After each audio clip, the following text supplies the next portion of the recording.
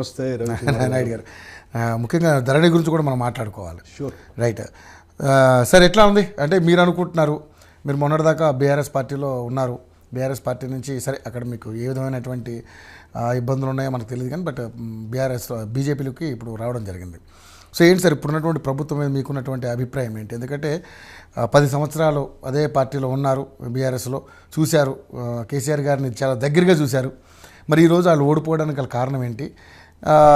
కాంగ్రెస్ గెలవడానికి గల కారణాలు ఏంటి? ఏమనుకుంటున్నారు మీరు, మీ అభిప్రాయం?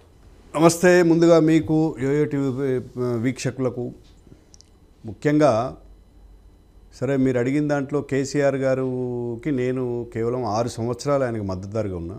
6 years. నేను మొదటి నుంచి వాస్తవంగా నేను ఆర్ఎస్ఎస్, ఏబీవీపీ, బీజేపీ 1979 ఆన్వర్డ్స్ నేను బీజేపీలో ఉన్నాను. ఈ పసుపు బోర్డు ఇస్తాలనే దాని మీద నేను డిఫర్ అయ్యి ఫైట్ చేసి చివరికి స్టేట్ పార్టీతోనే హామీతో తేల్చుకుందామని చేస్తే ఆ రోజు వాళ్ళు స్పందించలేదు 2018లో. సో నేను రిజైన్ చేసిన. ఒక పార్టీలో ఉంటూ మేము అంతకుముందు 10-15 సంవత్సరాలు ఫైట్ చేస్తే రాని పసుపు బోర్డు ఇవ్వలేదు. అది పెద్ద విషయం కాదు, కానీ కావాలని రాజకీయం చేస్తున్నారు. ఆ రోజు కవితను టార్గెట్ చేసిన దాని మీద నేను రాజీనామా చేసిన. సరే చివరికి ఇక మళ్ళీ కవిత, కేసీఆర్, కేటీఆర్ వీళ్ళందరూ ఆహ్వానం మేరకు టీఆర్ఎస్కు మద్దతు ఇచ్చారు. పార్టీలో చేరినా, అక్కడ 2 అసెంబ్లీలు ఇన్ఛార్జిగా ఉన్నా, పనిచేసిన తర్వాత రైతుల కోసం కేసీఆర్ ఏదైతే సంక్షేమ పథకాలు చేపట్టాడో నేను అట్రాక్ట్ అయ్యాను. నిజంగా కూడా రైతు బాగా చేస్తున్నాడు. ఒక పేద రైతు చచ్చిపోతే 5 లక్షలు ఇస్తున్నాడు, రైతు బంధు ఇస్తున్నాడు, మరి ఇరిగేషన్ నీటి సమస్య లేకుండా చేస్తున్నాడు. వీటన్నిటి మీద నేను ఇతర రాష్ట్రాలు, ఒక 10 రాష్ట్రాలు కూడా వెళ్ళి కేసీఆర్ మోడలు దేశవ్యాప్తంగా ఉండాలనే దాని మీద నేను పనిచేశాను. సో నేను డిఫర్ అయింది ఎక్కడంటే చివరికి మళ్ళా మీరు అడిగారు కదా, మళ్ళీ ఇప్పుడు బీజేపీలో ఎందుకు పోవాల్సి వచ్చింది. ఎప్పుడైతే కాళేశ్వరం కూలిపోయిందో నేను నిజంగా కూడా ఆశ్చర్యపోయినా. కాళేశ్వరం అనేది అసలు ప్రపంచంలో అత్యంత బిగ్గెస్ట్ లిఫ్ట్ ఇరిగేషన్ అనేది ఒకటి. తర్వాత అప్లాంట్స్లో 18 లక్షల ఎకరాలకు నీళ్ళు ఇస్తాడు అనేది ఒకటి. తర్వాత ఆల్రెడీ ఉన్న ఇంకొక 18 లక్షల ఎకరాలు ఏదైతే సాగునీటి కింద ఉన్నాయో, మిడ్ మానేర్ కావచ్చు, ఎస్ఆర్ఎస్పి కావచ్చు, ఇవన్నీ కూడా ఒక అనేది ఉండే. కానీ ఎప్పుడైతే అది కూలిపోయిందో నేను నిజంగా కూడా దాని మీద మళ్ళీ స్టడీ చేయడం మొదలుపెట్టి, మరి ఇంత పెద్ద అసలు ఇంత వేగ్గా ఎట్లా కడతారు. తర్వాత ఆయన చెప్పిన దాంట్లో వాస్తవాలు కూడా మెల్లమెల్లగా అన్నీ బయటకు రావడం మొదలైనవి. ఎప్పుడైతే ఓడిపోయిన తర్వాత అంత విస్తీర్ణము లేదు.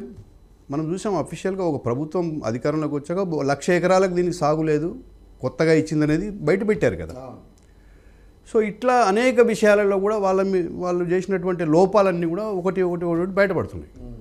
సో నేను అట్లాంటప్పుడు ఈ పార్టీని ఉండడం కరెక్ట్ కాదు.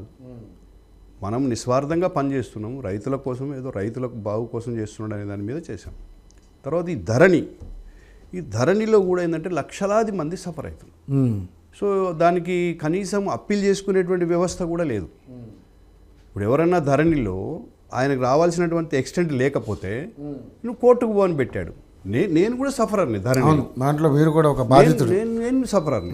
నా భూమిని పార్ట్ బి అని పెట్టి దాన్ని ఈ రోజు వరకు కూడా దానికి ఇంకా తేల్చలే.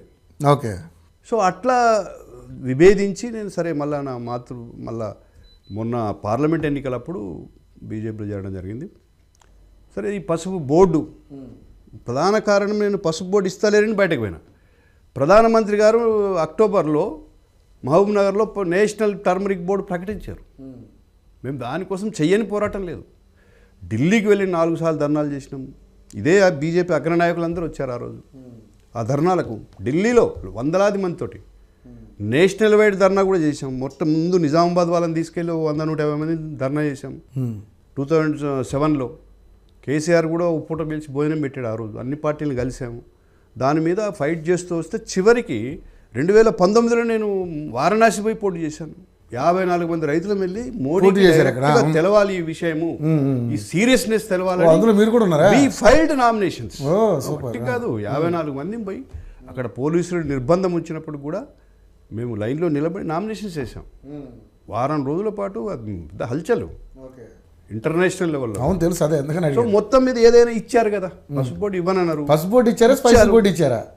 అంటే ఇప్పుడు ప్రకటన అయితే చేశారు, తర్వాత దానికి అనుగుణంగా వెంటనే మంత్రివర్గంలో చర్చించారు, కేంద్రంలో గెజెట్ ఇచ్చారు.